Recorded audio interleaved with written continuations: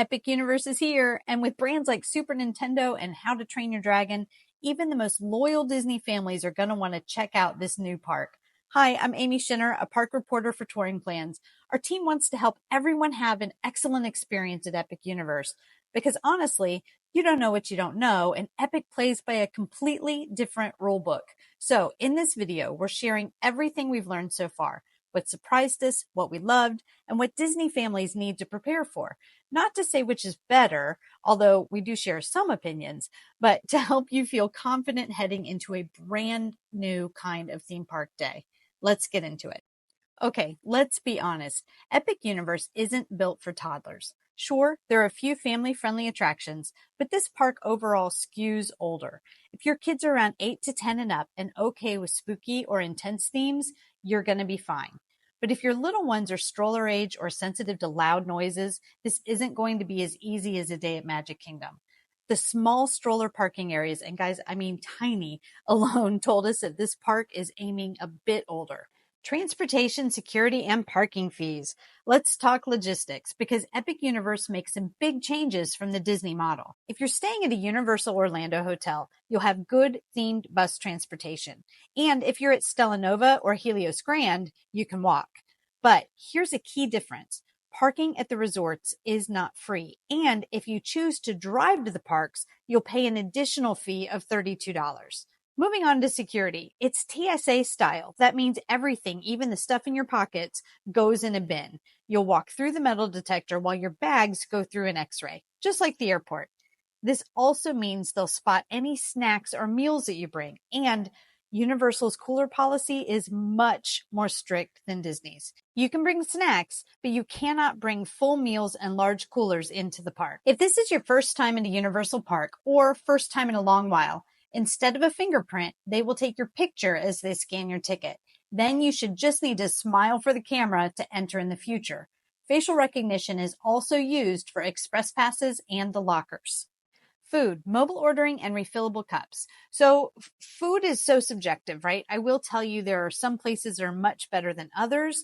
In our opinion, we loved Pizza Moon. We really could do without Toad Cafe. But more importantly, for this purpose is the logistics. We love their mobile ordering. In most of the locations, it's a serious upgrade because you find a table first, sit down and order on the phone. You just enter the table number and they bring the food to you. You don't have to wait in a line, even a short mobile order line. You don't have to walk through a restaurant balancing trays and drinks and the toddler that's trying to help you, right? You just sit down, they bring it to you, and it's just so much easier and restful. Love that. And they've nailed it with the refillable cups. Coke Freestyle machines are everywhere, and these have plenty of ice.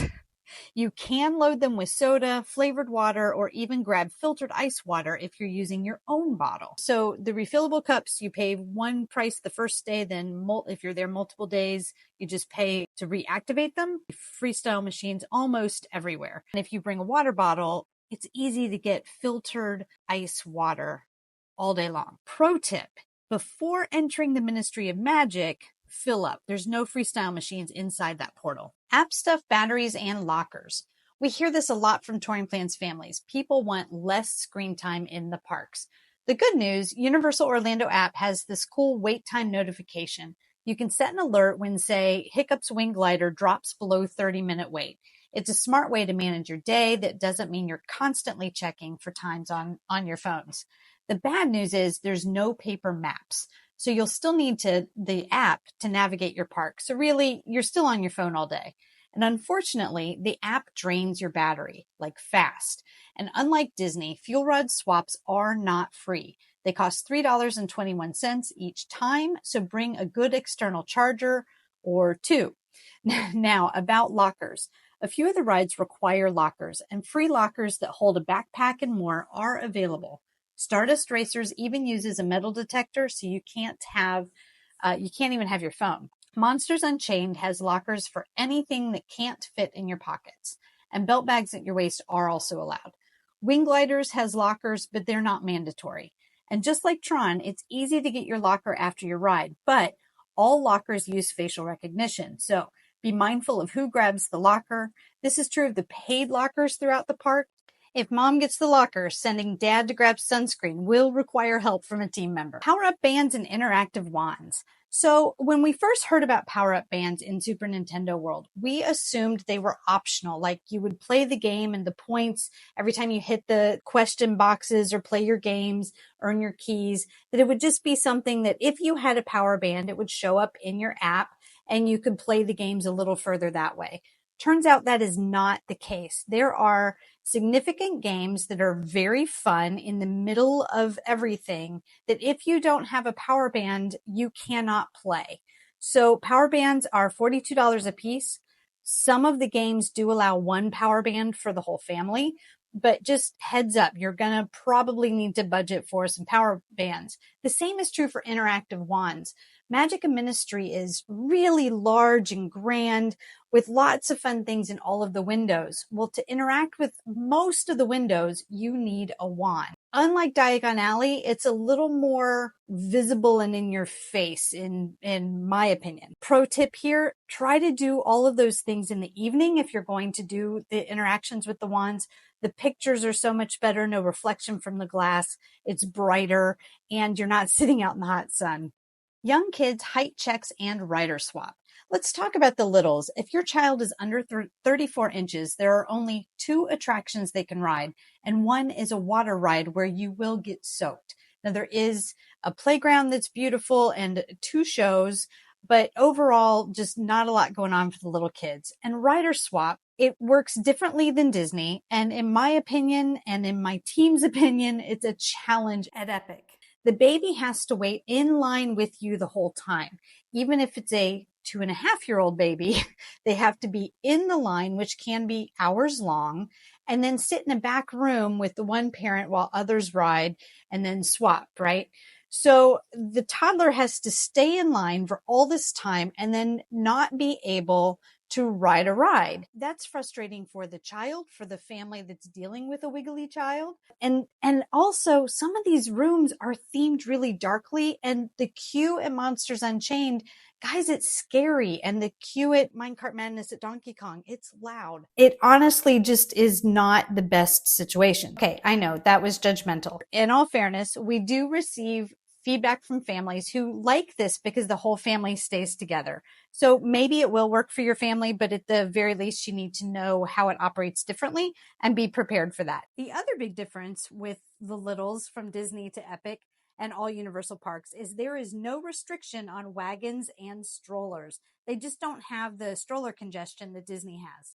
Weather, stairs, and sound levels. Florida weather, as always, is a factor, but y'all, this park is crazy hot. It's true there isn't enough shade, but I was walking through Disney Springs at 2 o'clock on a very sunny day, and I realized this is epic hot. There's something about the concrete. We'll send Len to investigate that later. Umbrellas are great for both rain and sun. Cooling towels are a must. And if it starts raining, just take a break at your hotel. The floors are really slick. There's not enough places to get out of the rain, and very few of the rides operate in the rain. Taking a break is really your best bet. It's Florida. The rain should end soon. And yep, we have to mention the stairs. They're everywhere. And if you're using an elevator, prepare for a wait. We clocked 36 extra minutes at Battle of Ministry just trying to avoid the stairs. Also, it's loud. Super Nintendo World is especially noisy, and the sound bounces around. If your family is sensitive to noise, pack earplugs or headphones. Nighttime at Epic. We haven't really talked about how beautiful Epic is, and it is stunning, but it really shines at night. The lighting is gorgeous, and the vibe of the park is relaxed and fun. There isn't a nighttime spectacular like Happily Ever After, so you don't have to spend time in a huge crowd waiting for the show.